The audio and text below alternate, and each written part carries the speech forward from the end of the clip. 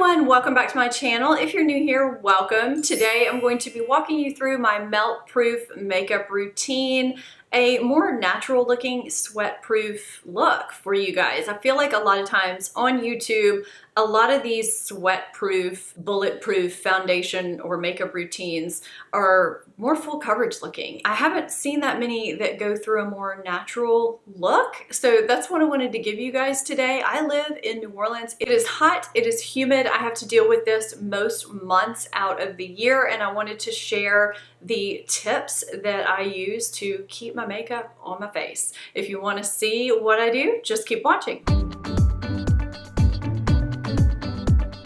Most of this video is going to be centered around the foundation, the powder, that kind of thing, and just keeping that base layer on, because if you can keep that on and then keep everything locked in, the color cosmetics are pretty much going to stay on, or they should. But I am going to be doing my eyes and face with the Smashbox Cali contour palette. You guys have been wanting me to use this full face. I think I've used it on my eyes and I've used it on my face, but I haven't used it for both in one video, just as an easy no-brainer look. But first, I hope that by the end of this video, you will consider subscribing and becoming part of the family. The first thing I'm going to tell you is that there are a lot of steps here. It's going to seem like a lot of layers. They don't make everything look heavy. You don't have to do all of these steps. You could just pick a few and go with them if it works for you. Sometimes you might need them all. All of these kind of work together to help lock in your makeup. And sometimes if you're in really hot weather, really humid weather,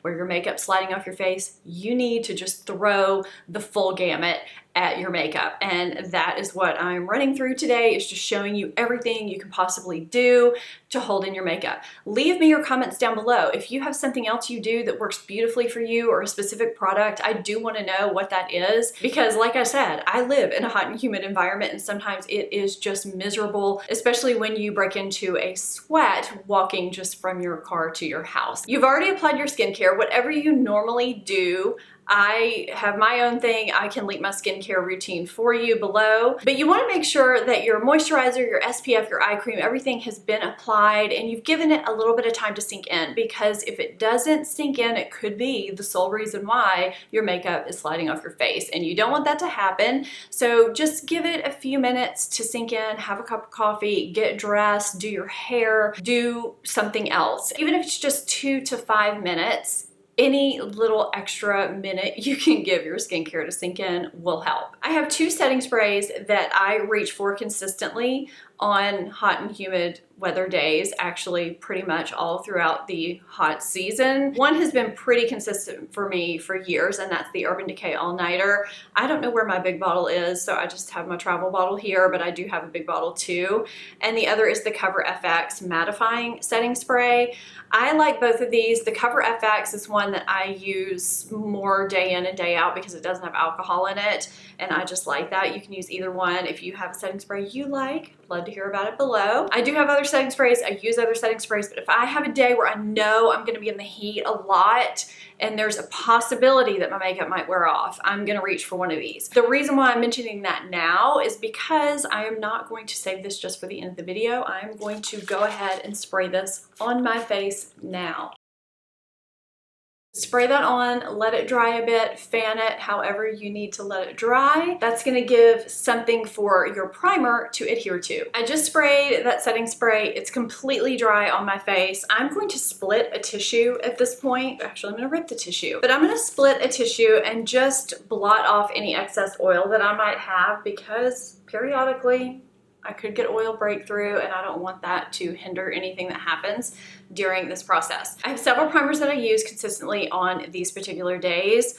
You guys, if you've been following me for a while, know one. It's the Hourglass Veil Mineral Primer. I have another brand new favorite. I do have a discount code down below for you guys. This is the Fleur de Vie Smooth Operator Primer. I love this stuff pretty much in any weather. Actually, I love both of these in any weather.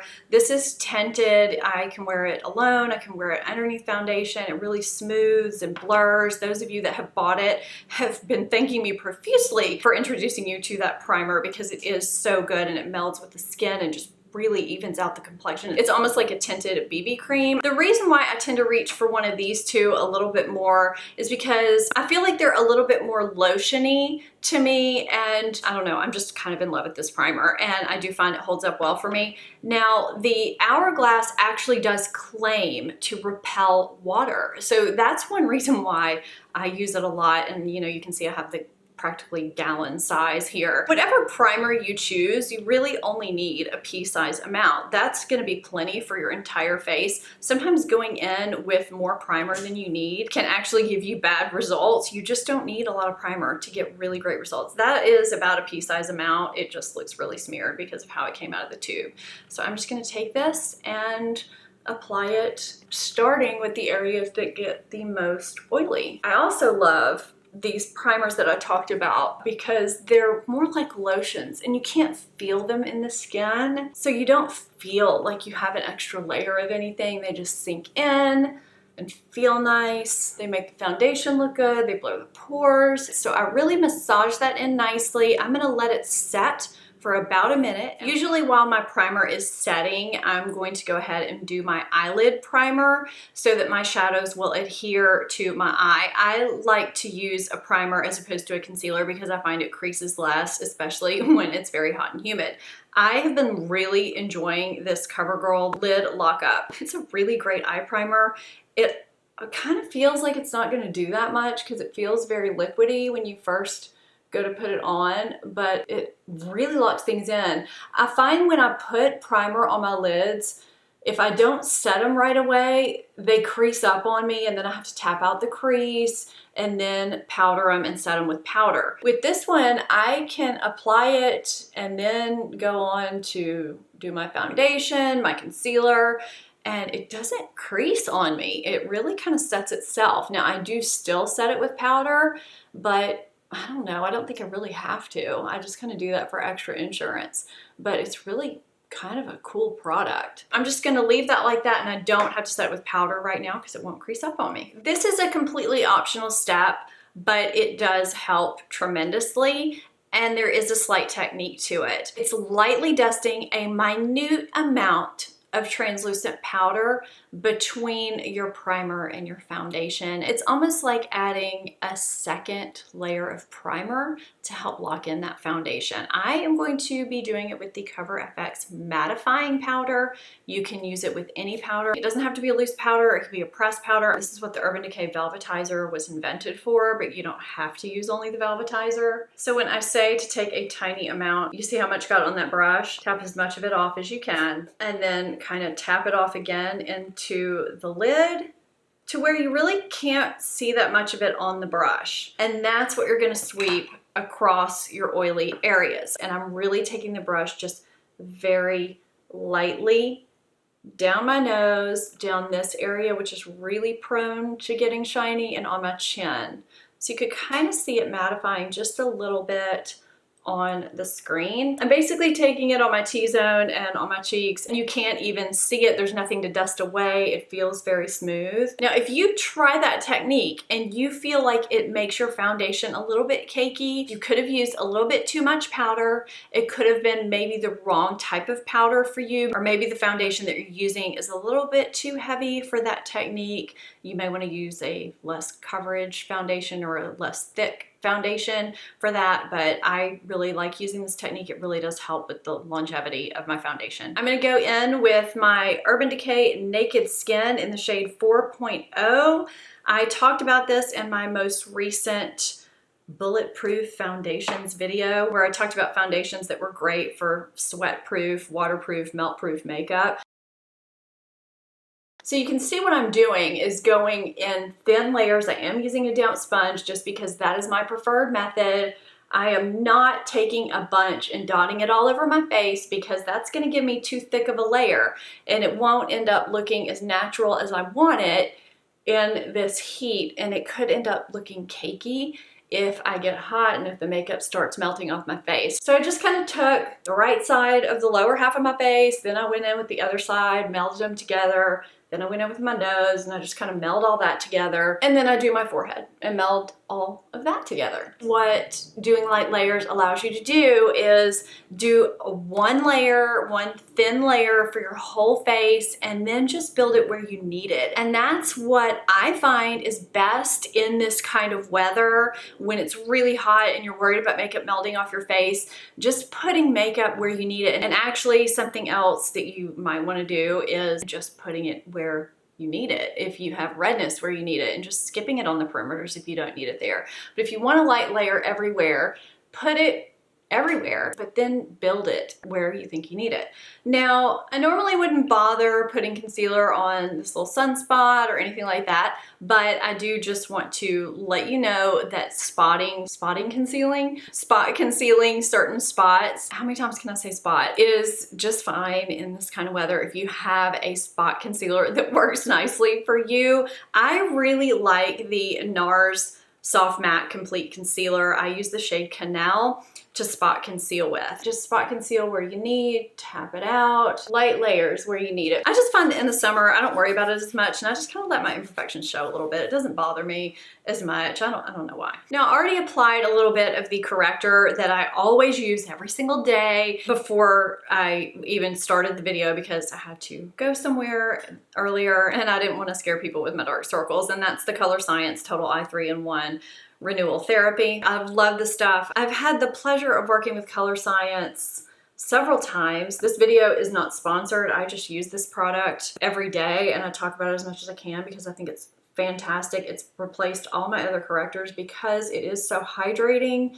It has SPF 35 in it. I am applying less than I normally do right now because I already have a layer on. It brightens, it corrects, it wears well underneath every single concealer I have. It's very light. It's not really creamy like your typical corrector. It's pretty much everything I could ask for anyway. And I'm going in with concealer. The Catrice concealer is waterproof. I don't have that here with me, but it does work really well. It can be a little bit drying on some people. I'm using the Too Faced Born This Way Sculpting Concealer that I've been loving and using pretty much every day since I got it. I really alternate between this and the Bare Minerals Bare Pro Stick Concealer, which I also was using pretty much every day until I got this. I've been using this a little bit more just because it's newer, but I find either one of them work really great in this weather.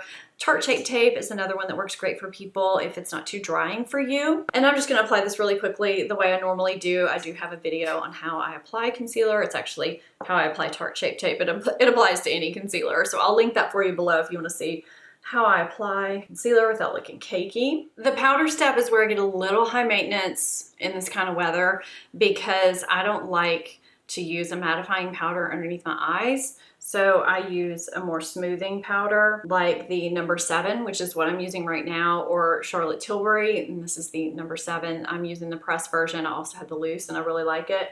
I do have to take a beauty blender and press it in where I tend to crease, which is right underneath the eyes. I've been able to get away with just, you know, dabbing it on with a brush on the rest of the under eye area, but on those areas that crease really badly on me, and they do, I have got to press it in with the corner of a damp beauty blender or it's gonna crease, especially just in those little wrinkly areas. Even if I take away the excess, it doesn't matter what I do. So, okay, for the face powder, I'm using the Cover FX Mattifying again, and I'm just going to take my damp beauty blender and lightly, well, I say lightly, it's not lightly, I'm dipping it in there like that. I'm gonna kind of just tap off the excess a little bit so some falls off, but there's still a little bit on there. I'm not baking. I'm just going to lightly tap this onto my face. You're gonna see what I'm doing. I know this looks kind of scary. If you're not super oily or you don't, have problems with your makeup sliding off your face, you might not need to do all this, but you're probably watching this video for a reason. So you see how I put all that powder on and it's just starting to disappear? What's happening is that powder is fusing with the layers underneath and it's becoming one with your skin and it's kind of locking in. It doesn't look cakey, it looks very natural, but it's not sitting on top the way it would if you were just taking a brush and dusting it over your face. Now there are days where I do just dust it over my face, but this is what is going to keep it from creasing in my forehead lines, creasing around the mouth lines, and it's going to keep it from sliding off my face. Just to make sure there's nothing, you know, kind of pooled anywhere as far as the powder goes, I just lightly take my powder brush, very, very lightly, dust it across my face. All right, now it's time to have some fun with the Smashbox Cali Contour Palette. I'm gonna go ahead and label these for you guys because I'm gonna be referencing them as I go through doing my eyes and my face and all that.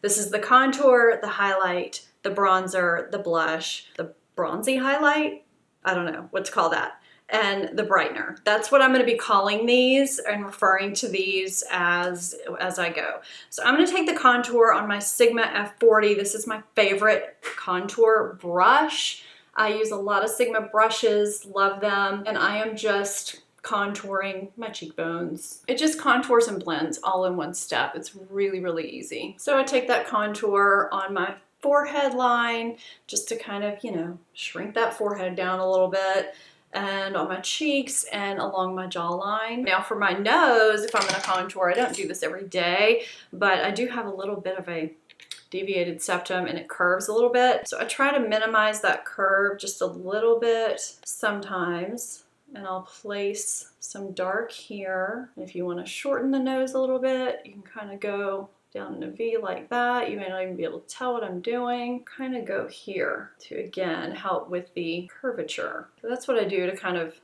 straighten my nose. And I can see I need to blend that a little bit. And then I'll kind of rub that on the back of my hand and then just kind of blend down.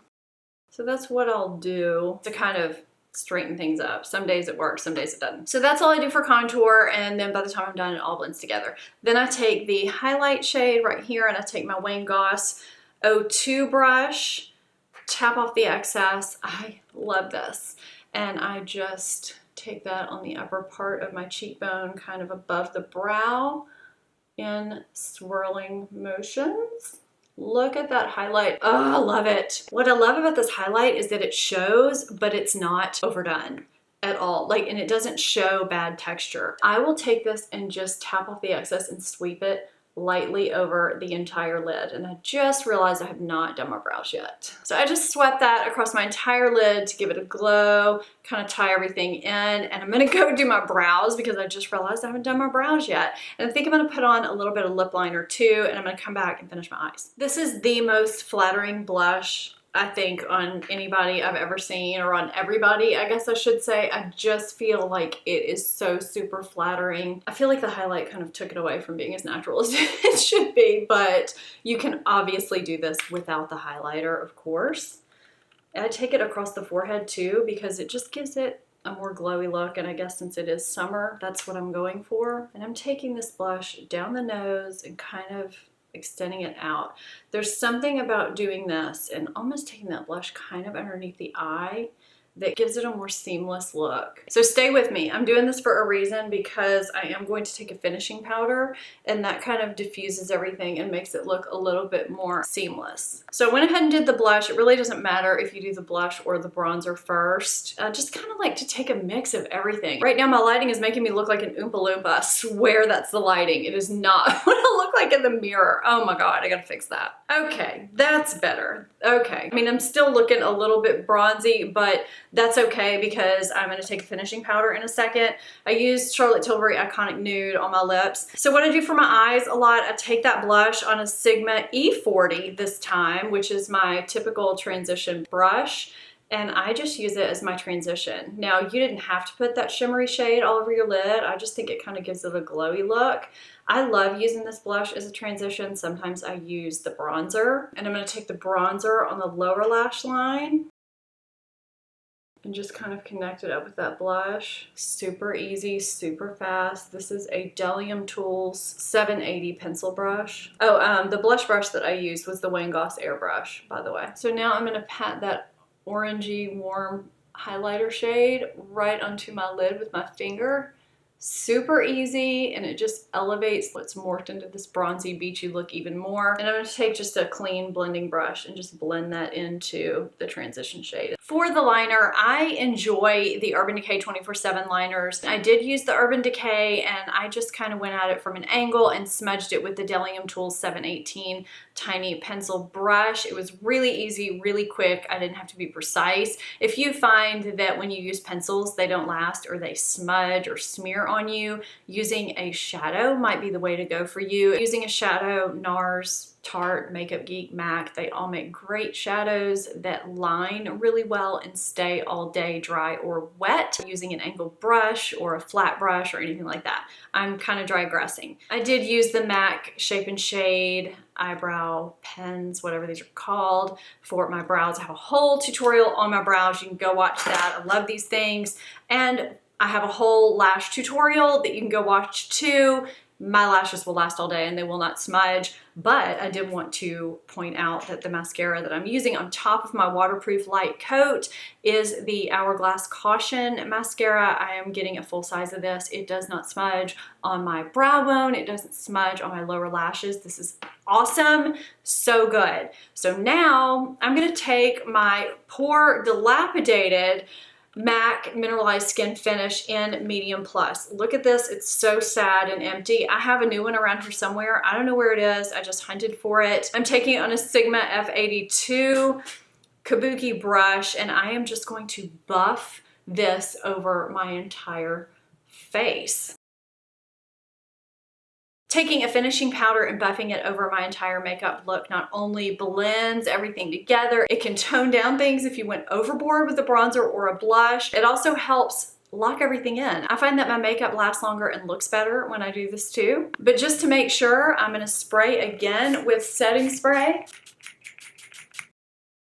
Adding on my favorite lip combo lately for the summer. I mean, it could just be my favorite lip combo of the year, or one of them anyway. It's Charlotte Tilbury Bitch Perfect, topped with one of the new Becca Chrissy Teigen collection glow glosses called Beach Bum. I love this combo. You could also top it with Opal if you have that one. I just really love this combination. So that's what I'm gonna put on with this look because I think it looks great with it.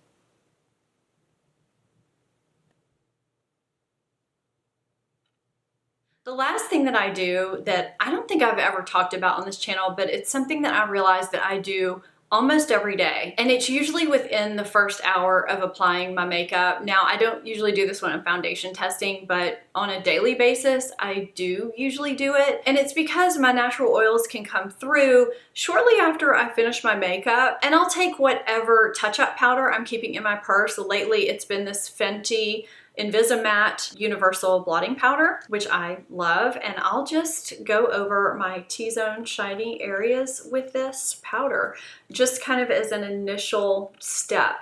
You can do this right after you spray your face with your setting powder, or you can do it, you know, just shortly thereafter. But I find just kind of an initial blot with your blotting powder or your touch-up powder just kind of helps as a preventative measure to help you go a little bit longer. But I find that, you know, if I'm going out for a work day and I know I have some meetings or some things coming up, I can go ahead and do a touch-up and I'm good to go much longer than if I didn't do that initial blot.